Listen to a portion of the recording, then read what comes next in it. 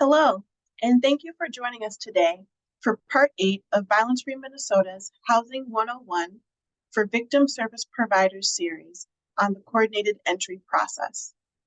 My name is Princess Awada Kissam.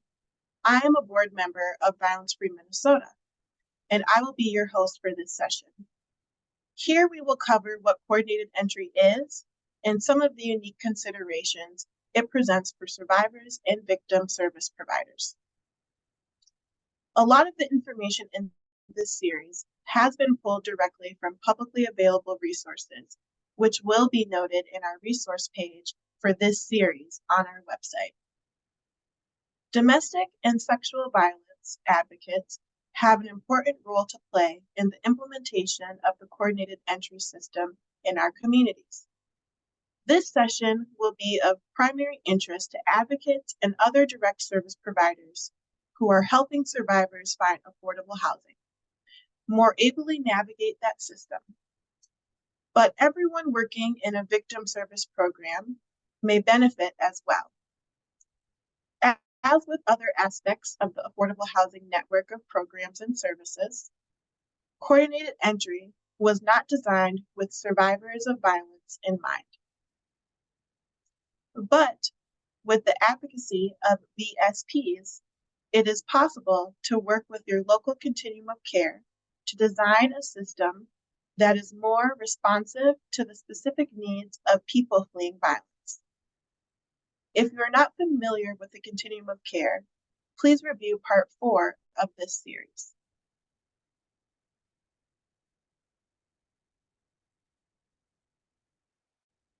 We have learned that a continuum of care, or COC, is a regional or local planning group to coordinate housing and services funding for families and individuals who are unhoused. HUD requires that each COC establish a coordinated entry process to assist people experiencing houselessness to access housing options. There are special considerations for people fleeing violence. That will be emphasized in this session.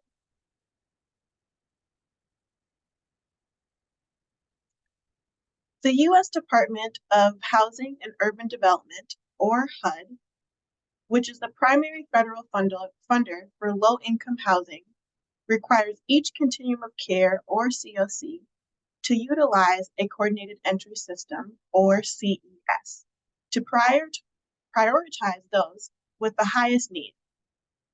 The system is intended to provide people with fair and equal access to housing, while also prioritizing the need of the most vulnerable households with the greatest service needs, especially given scarce affordable housing options in most communities. HUD has designed 4 categories of homelessness for intervention. HUD Category 4 includes people who are fleeing or attempting to flee domestic violence, sexual assault, or trafficking. We covered this more specifically in previous sessions of this series. For now, it is important to note that survivors are designated specifically in federal policy as subpopulations in need of services to acquire and maintain safe, stable, and affordable housing. Prior to the implementation of the coordinated entry model, people experiencing houselessness would need to contact each provider individually to inquire about availability of services. Access was random and somewhat haphazard. HUD's intention in establishing the CES was to streamline access to services, ensure that the most vulnerable people received priority, and to centralize data collection to identify community needs. While the idea behind prioritizing the most vulnerable people into housing is commendable and was designed to minimize access based on favoritism or prejudice, communities continue to struggle with how to fairly and equitably implement CE. In this session, we will describe how CE is implemented along with strategies victim service provider agencies can use to improve safety and access for survivors. We will also provide the CE Access Points link in the resource page for anyone interested in accessing the CE.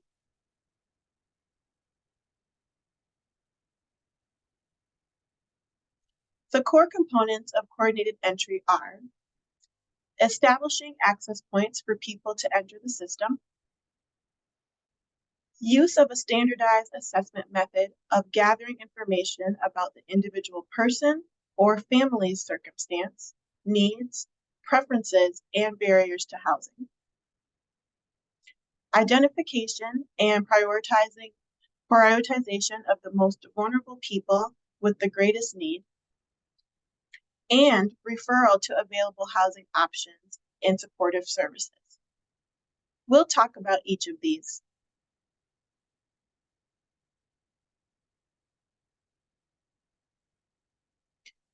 Access refers to how people experiencing a housing crisis learn that coordinated entry exists and how to access crisis response services. The first contact that most people experiencing a housing crisis will have with crisis response systems is through a coordinated entry access point.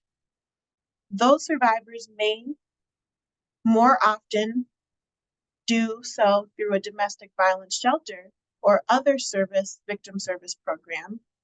Access points are the places, either virtual or physical, where a household in need of assistance accesses the coordinated entry process.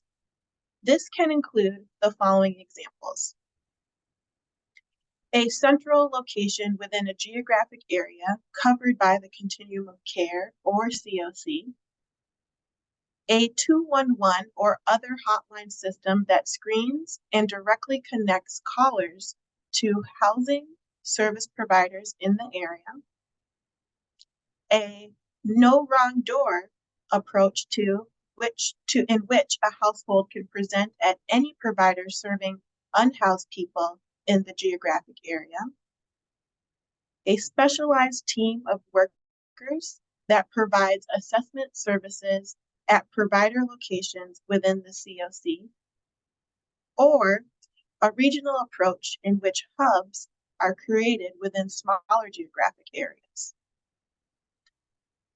COCs may also create unique access points and assessment protocols for special subpopulations, including people fleeing violence. It's important to note that each COC has its own distinctive approach to designing and operating the CE. While there is a strong desire and collaborative effort to coordinate amongst these COCs, it is important to acknowledge that there are unique procedures and practices specific to each one. Regardless of the access point, everyone should be assessed using the same tool, methodology, and referral process across the COC, and each must have the same access to resources. Advocates should be aware that survivors do not necessarily need to be in shelter or on the street to qualify for help under HUD's Category 4 definition of homeless. Many survivors are still living with the person who has harmed them. But if they are trying to leave, they still meet the definition. Some coordinated entry staff do not understand this and might take the position that the person is not homeless, or at least is voluntarily homeless. Advocates armed with the correct information can help ensure that the survivor receives the appropriate services from coordinated entry.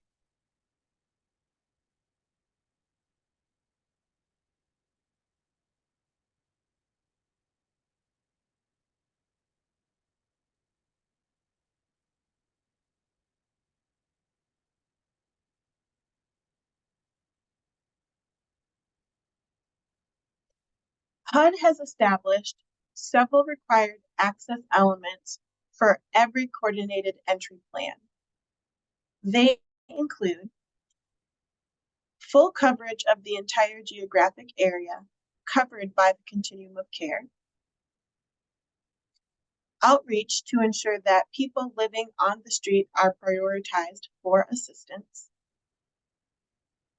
a plan to connect people experiencing a housing crisis to emergency services, including domestic violence crisis services. It must also have a way for people to access emergency services outside of the standard operating hours. This requirement is challenging everywhere because some communities lack sufficient shelter space to meet the demand, and it may be a particular challenge for rural communities that might not have 24/7 access to emergency services. HUD also requires a marketing plan that ensures non-discriminatory access for all eligible people. A standardized access process is also required, including access by certain subpopulations, such as people fleeing violence. The plan must also include safety planning for people fleeing or attempting to flee violence, and privacy and confidentiality provisions for obtaining participant consent to use their information for the purpose of assessment and referral.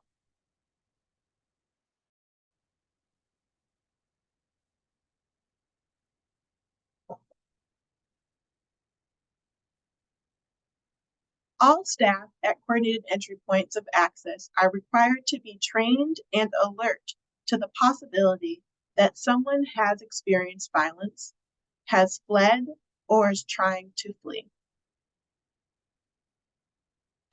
A provider in an agency that does not routinely work with survivors of violence may or may not be fully equipped to respond. We also know that a survivor's decision to disclose violence is complex. The decision to tell this individual this information at this moment in time is complicated, and survivors who do not have a relationship with the person providing access to CE may not choose to disclose. Opportunities for disclosure must be frequent, welcoming, and non-judgmental by trained staff. Providers at all points of access must do all they can to create a welcoming environment that invites disclosure, such as displaying materials about help for people fleeing violence, creating physical space that promotes privacy out of eye or earshot of others, and so on. Advocates can work with provider agencies to help create a safe and confidential environment. How providers are positioned to determine whether someone has experienced violence is critical. Specialized points of access can be important, but everyone must be adequately trained but everyone must have adequate training and support to identify whether someone is at risk of further violence. When someone discloses that they are fleeing or attempting to flee violence, the assessor is required to provide support and services, and if not, a victim service provider to offer a referral.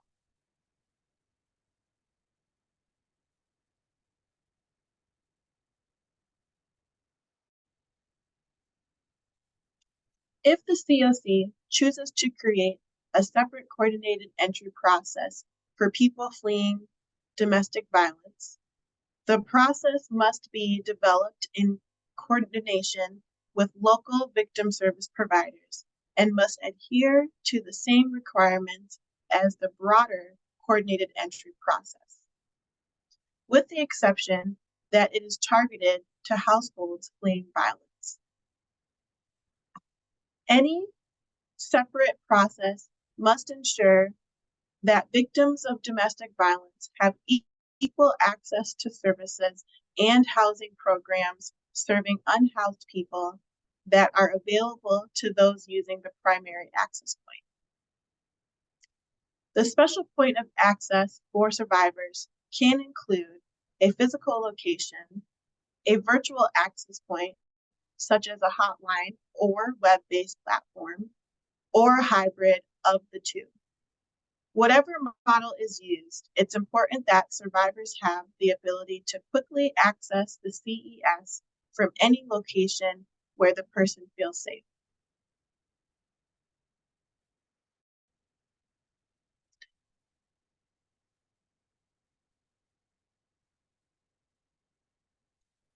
Assessment is the process of gathering information about the household's experience to match them with the most appropriate and helpful services possible. It involves collecting and documenting information about the person's vulnerabilities as defined by the Continuum of Care, or COC, or COC's assessment tool or process. The assessment process determines how people are prioritized and referred to housing and other supportive services. It includes gathering information about the person's overall goal and preferences, but should begin by asking about immediate needs, such as asking whether the person is safe at the moment, in need of emergency medical services, food, and so on, and if appropriate, connecting them with immediate help. Assessment will include learning about and evaluating the person's vulnerability and barriers to housing.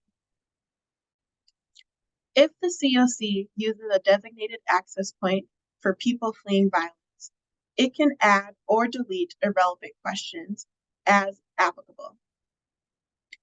However, it must have written policies and procedures for documenting its criteria for uninformed decision making, or for uniformed decision making. Some COCs have opted to use an off-the-shelf tool for their assessment.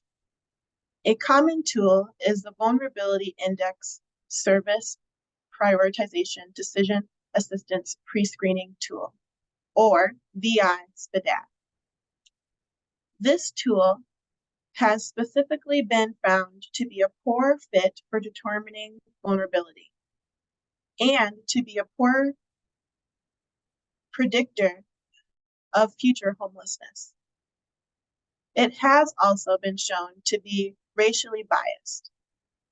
Some communities around the country continue to use VI-SPDAT, and others have modified it somewhat, though these modifications have not been tested. HUD also requires that an assessment process respect participant autonomy regarding information sharing. Participants must be informed that they do not have to answer any questions or provide any information they choose not to share, and that the decision not to share information will not be used to deny services.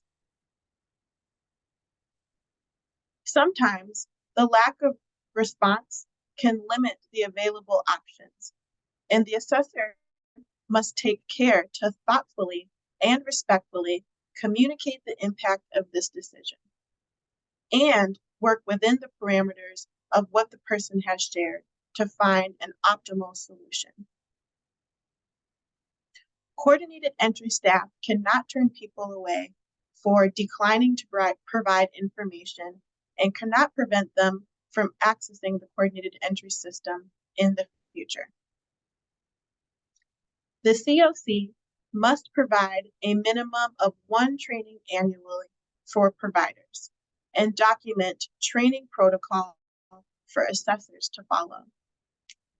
Coordinated entry staff are also prohibited from screening out people for assistance based on perceived barriers, such as domestic violence, a prior eviction, or substance use. A COC's coordinated entry process must have policies and protocol in place to ensure that assessment information is collected, stored, and handled in accordance with HUD and the Violence Against Women Act confidentiality standard.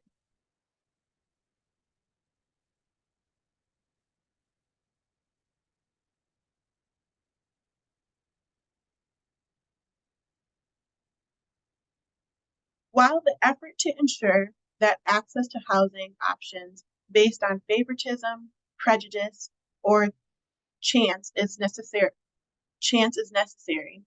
it's important to recognize that using a tool or checklist alone to do this cannot effectively assess or rank people based on reducing their life experience to a score, no matter how well-intentioned. One of the concerns about assessment tools that try to arrive at a vulnerability score is that this approach is deficit-based. The idea is that those with the highest points are then prioritized into more immediate and/or long-term or more supported housing options. The person is left with trying to make themselves look as pitiful as possible in order to achieve a high vulnerability score. Some COCs report people denying themselves access to food or other basic needs to increase their score. Some evidence suggests that relying on survivors' expertise in the assessment process may provide a more accurate understanding of how to maintain their safety and stabilize their housing, given that survivors are more knowledgeable about the complex interplay of their vulnerabilities and needs. Systems that seek to improve the fit between an individual's vulnerability and their housing placement may find it more beneficial to rely on survivor-defined vulnerabilities, as opposed to using a score sheet and a predetermined assessment tool. Best practice suggests that moving towards a needs-based assessment rather than a deficit-based assessment and a survivor-identified vulnerabilities over system-defined vulnerabilities can produce better results. Common assessment tools look at factors such as exposure to elements due to living outdoors, which can leave out harm due to living with domestic violence or trafficking. Some advocacy organizations have concluded that coordinated entry systems do not understand the unique needs of survivors of violence, and some have decided not to send people through that process. Advocates can have an impact on assessment process. First, it's important to learn about how coordinated entry works in your community and work with survivors to help them access the CES in a way that is most helpful for them. If your agency is involved with the continuum of care, you can try to engage them in conversation about how to realistically approach assessment from the standpoint of survivors. If you have not yet engaged with your COC, Part 4 of this series will give you some ideas.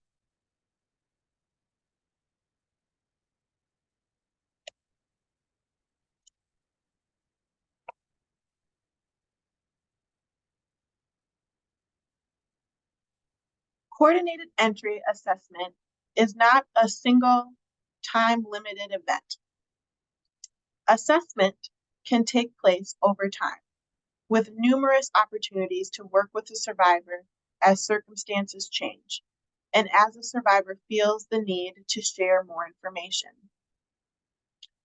Advocates can facilitate continued engagement with coordinated entry staff for the benefit of the survivor they are working with. We've already talked about the need for an immediate assessment for emergency intervention. For example, if someone who connects with coordinated entry is fleeing or attempting to flee violence, they should be offered resources to address their safety needs and or refer to an outside resource if not provided at the access point. This initial triage can also identify other emergency needs, such as emergency medical care or food. These immediate needs should be attended to before going further.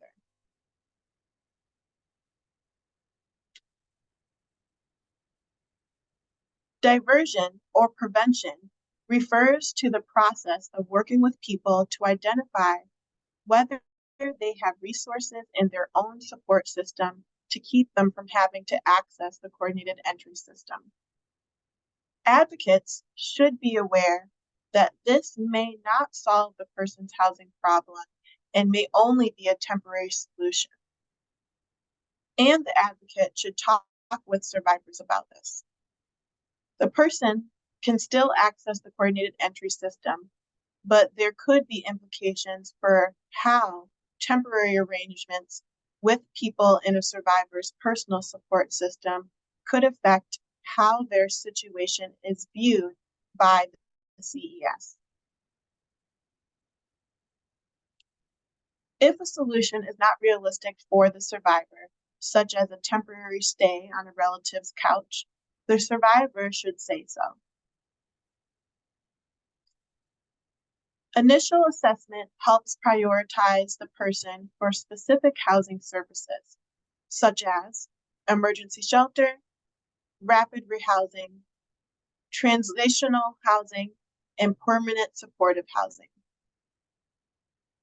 These are the main programs people are referred to through coordinated entry, though some COCs might have limited access to other housing programs. Talk with survivors about these programs, eligibility requirements, and their interest in participating.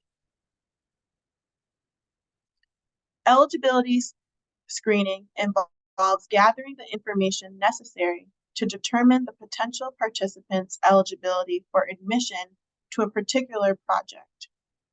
For example, programs designed specifically to serve survivors of violence require that they meet HUD's definition of Category 4 homelessness, which includes people fleeing or attempting to flee violence. Please see Part 4 of this series if you have a more detailed definition of Category 4 homelessness. Coordinated entry staff will document the survivor's Category 4 status.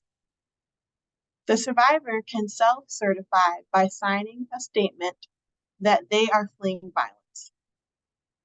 Alternatively, a staff member or volunteer of a victim service provider agency assisting the survivor can do so. Next, a comprehensive assessment builds on previous assessment strategies. This could include updating or confirming information from a prior assessment, creating an individualized housing plan with someone, or case conferencing, which includes multiple providers discussing an individual situation to more deeply assess their need and identify potential resources.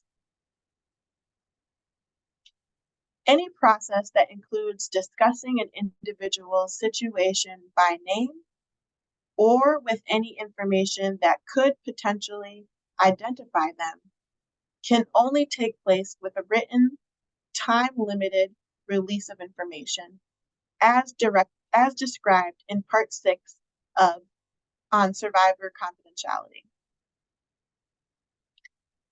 Finally, a next step or moving on assessment reevaluates program participants who have been stably housed for some time and who are ready for less intensive housing or services, perhaps even an exit to self-sufficiency. This could also be used when new information about a person is revealed during enrollment in a project, and the new information suggests a different service strategy might be warranted.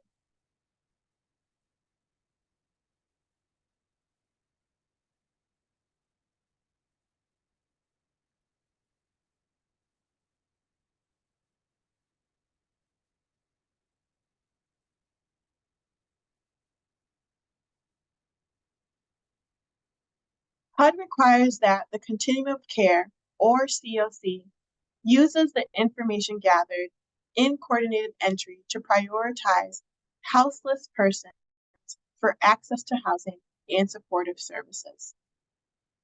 The COC must establish specific written criteria for prioritization.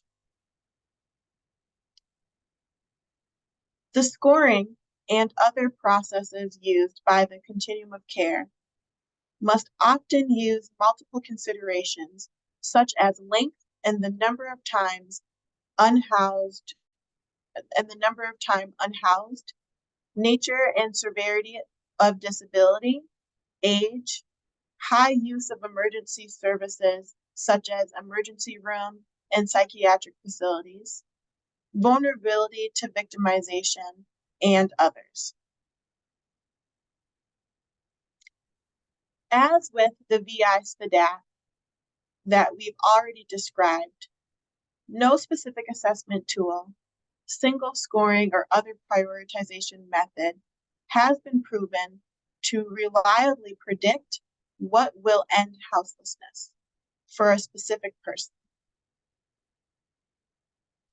Assessment tools that generate a prioritization score are a good place to start, but additional factors need to be considered, such as individual participants' circumstances and the way they respond to challenges in their lived experiences.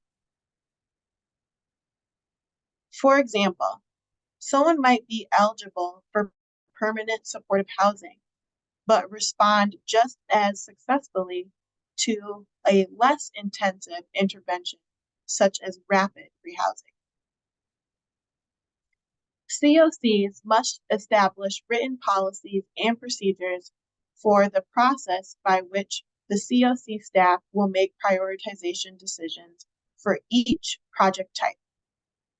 For example, rapid rehousing or permanent supportive housing, and the criteria used for prioritization decisions.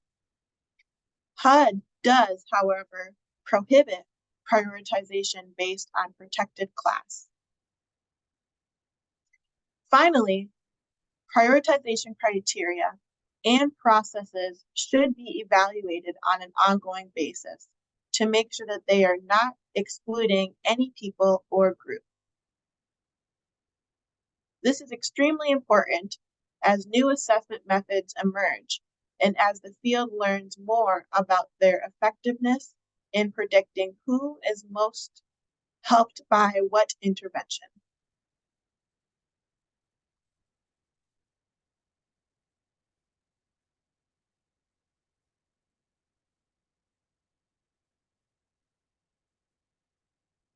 Across Minnesota, the need for housing far exceeds the supply.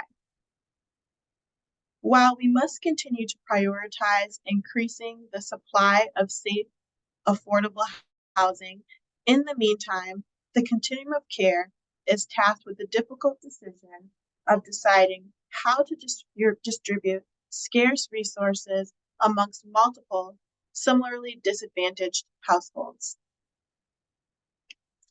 How to make this determination is obviously controversial and is part of what led to the push for developing scoring tools in the first place. HUD, along with community partners, desire to create a system that is fair, equitable, non-discriminatory, and that ensure that the people with the greatest need are offered services first. Using some sort of scoring tool has seen a relatively quick way to obtaining targeted information related to a person's life situation and housing need. We now realize, however, that scoring tool, even if they were accurate in determining vulnerability, do not solve this problem. If 3 families all have the same score and only one housing unit is available that all 3 might likely benefit from, the agency or community is still left with the problem of how to prioritize who receives the help. For example, an immigrant family with a child with a disability fleeing a violent situation with high medical debt and an eviction on their record can be in competition with a native family where the adult has a physical disability requiring special care, struggling to parent several children, fleeing violence, and in danger of living on the streets. This is an impossible choice. Yet, it is one that the CES is asked to make every day. Some communities around the country have used the danger assessment to help prioritize need. The danger assessment was not designed for this purpose. It can reliably predict who might be in danger of severe injury or homicide, but does not predict whether that person is safer in their home as opposed to somewhere else. Experts recommend instead targeted conversations with survivors focused on housing, stability, and safety. As experts in the field of domestic violence and housing have grappled with this issue, some have arrived at the conclusion that prioritization is not possible.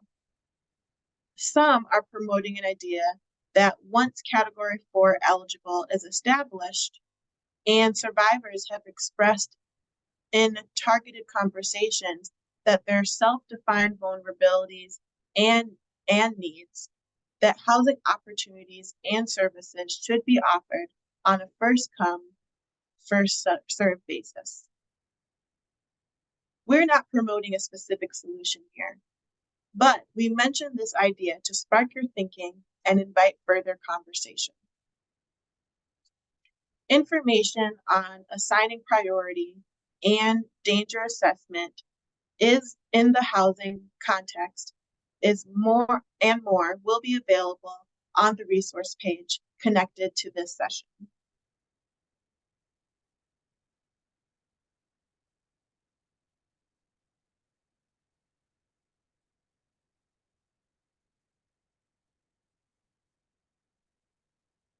Given the challenges of accurately determining a person's vulnerability and the need to make a difficult decision of deciding which household will be offered a scarce resource, it's important to take a moment and recognize the difficult task that the CES is undertaking.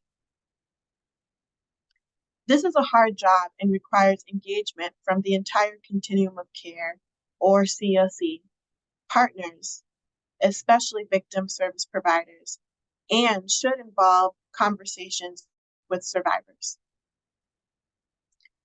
Using the prioritization standards and coordinated entry policies and procedures the COC developed, the entity is tasked with prioritizing, reviews information collected during assessments, and determines the person's priority level.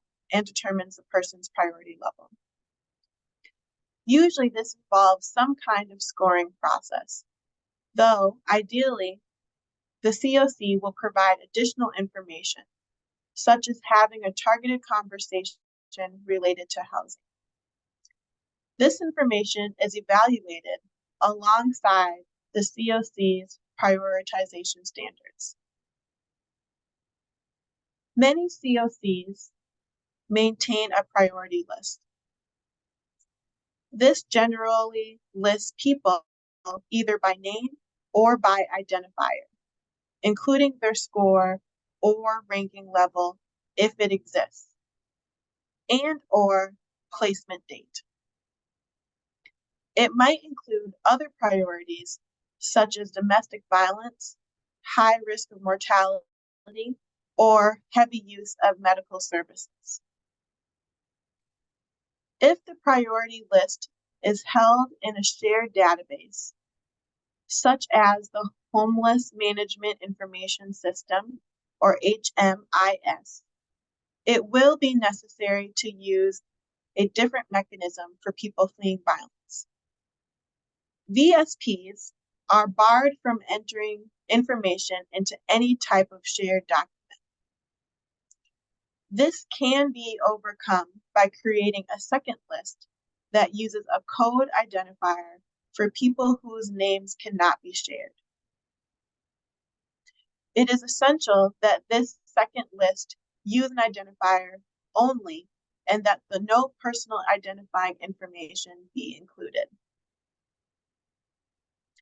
Some COCs will choose to maintain a centralized list that includes all known houseless persons throughout the COC. Others maintain separate priority lists by subpopulation, such as survivors of violence. If the COC maintains separate priority lists for different subpopulations, it must enable people to be cross-referenced among all prioritization processes. The priority list also is meant to ensure that all project vacancies are filled through coordinated entries prioritization and referral process. Agreement by providers in the COCs to follow prioritization is making and accepting referrals is intended to ensure fairness, transparency, and consistency in providing services to all people in need. Case conferencing is also sometimes used to aid in prioritizing of potential program participants. We already referred to its use in the initial assessment phase. This is a process where a number of providers discuss the circumstance of particular households to determine how best to serve them. As previously stated, any process that includes discussing an individual's situation by name or with any information that could potentially identify them can only take place with a written, time-limited release of information. However, this list is maintained and managed. It should ensure that all project vacancies are filled through the established process. All providers in the COC should agree to follow the process to promote fairness, transparency, and consistency.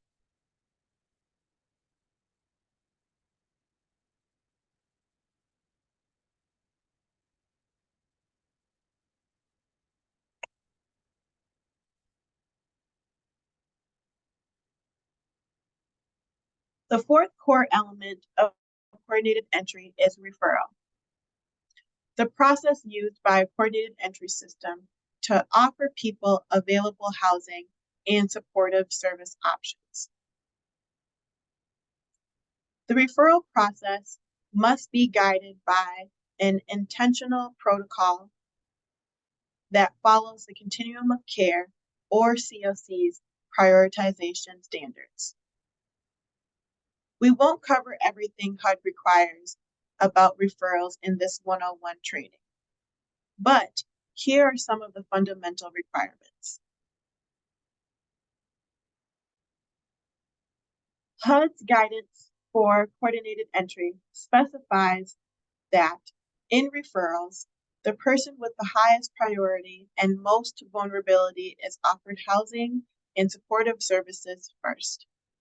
As we already noted, this process is challenging, and the resources the CES has available to help make this determination are not necessarily reliable indicators.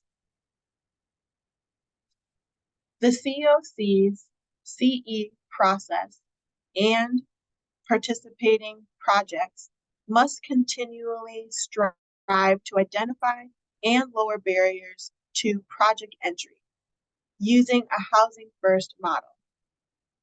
The CE process is prohibited from screening people out based on perceived barriers. For example, people who have a history of domestic violence cannot be screened out of the program for which they are otherwise eligible. CE staff cannot choose to refer survivors only to programs operated by a violence service provider. Survivors need to have the options of working with a mainstream program if a vacancy in that program becomes available and the survivor is otherwise eligible for the program. Next, all beds and services available at participating projects funded by the COC program or through emergency service grants or ESG programs must be filled through the CES. HUD encourages COCs to maintain an inventory list updated at least annually of all housing and supportive services projects that can be accessed through the referrals from the CE process. Permanent supportive housing, or PSH, is almost always the most effective resource for highly vulnerable people with high service needs. But its lack of availability should not result in people languishing in shelter or on the streets without other assistance. If no PSH resources are available, the highest need or highest prioritized person should be offered other appropriate resources the COC has available. This approach should be used as much as possible with transitional housing and rapid rehousing as well. The COC should incorporate a person-centered approach into its referral policies and procedures, including the following.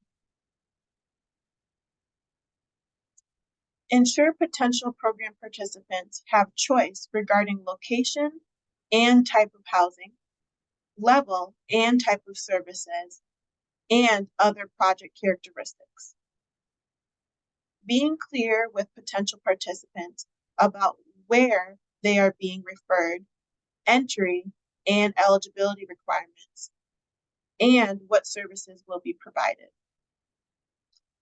And in the rare instance when a person is rejected by a project, having a process to support the person in identifying and accessing another suitable project.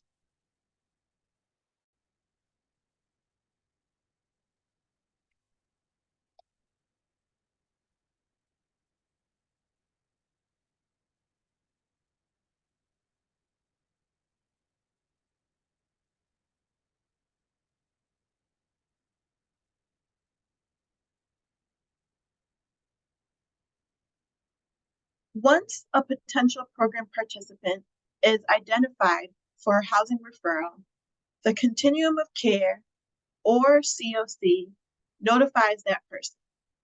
If the participant is a survivor, or is not included in any by name list, the referring agency will be notified so they can inform the person of the offer.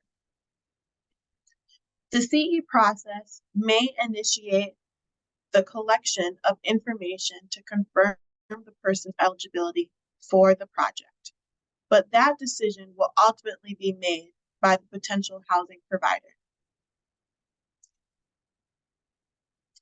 If the participant accepts the referral, they will be linked with the housing service provider.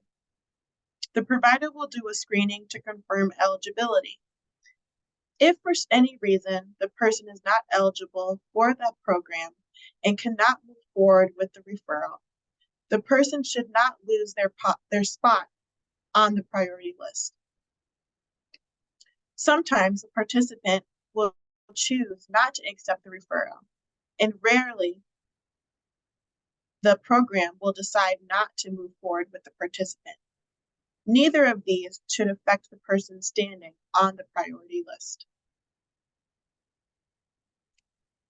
The entity managing the referral process should have a list of all resources currently available. This means that a mechanism must be established for housing service providers to regularly update their information, including geographic area covered, eligibility requirements, and services provided. The COC should develop a process by which projects notify the CES contact about housing and supportive services available when a vacancy opens.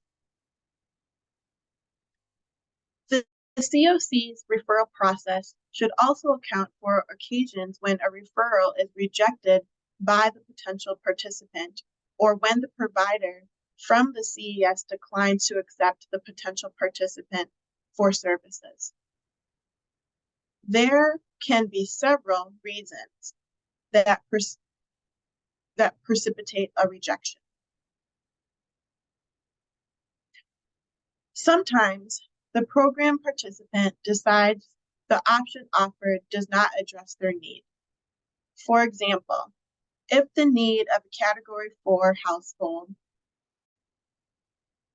that is someone fleeing or attempting to flee violence, are not accounted for or may not be met by a mainstream provider, in that case, the referral might not be appropriate or might not be something they want. Or the provider agency could decide the person is not a good fit for some reason. For example, an internal issue such as an unexpected staffing problem.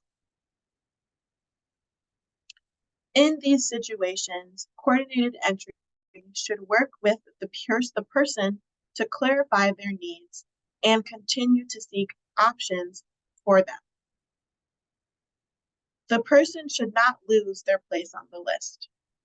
A warm handoff for a successful referral means that referring entity, probably the CES, should follow up with the provider that accepted the referral to make sure that it was successful. This can prevent people from falling through the cracks if something isn't working out. And if not, a more appropriate placement can be sought.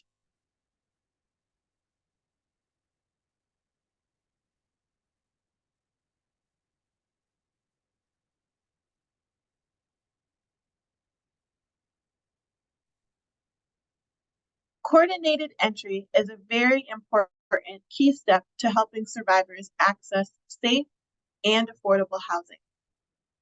It's also complex, and in this series, we can only touch on the basics. We've also talked about the challenges and even the aspects of coordinated entry that might have flawed assumptions about the needs of people experiencing a housing crisis. Everyone involved in the process of helping people find affordable housing has a huge, almost insurmountable task. This is the last part of Violence Free Minnesota's series on housing. Throughout the series, we've covered affordable housing models, the continuum of care and its funding opportunities, survivor confidentiality related to housing, and more. We've talked about the deep, devastating lack of affordable housing in Minnesota and around the country. We know that some available housing options are either not affordable or do not meet the needs of survivors. We've learned that housing systems were not designed to meet the needs of survivors, yet opportunities exist for VSPs to engage with community partners, promote system change, and seek funding opportunities to expand options for survivors. We hope we've given you some ideas for how to improve access for survivors in your communities, and that we've inspired you to get involved locally or on a state or federal level to promote better options for everyone.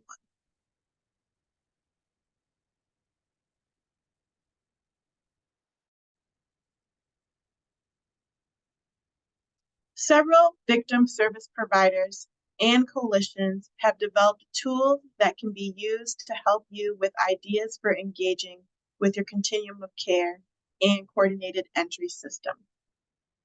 Technical assistance is available for the Domestic Violence and Housing Technical Assistance Consortium and others. These resources are available on the resource page attached to this session.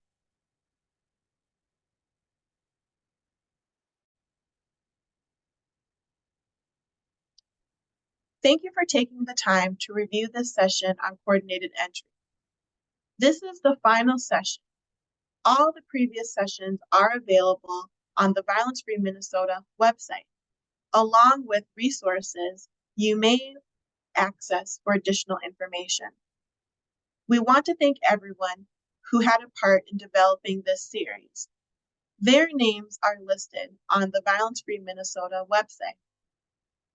And we hope we have inspired you to engage with your local housing providers and continuum of care, and with your elected officials to work towards safe and affordable housing for all.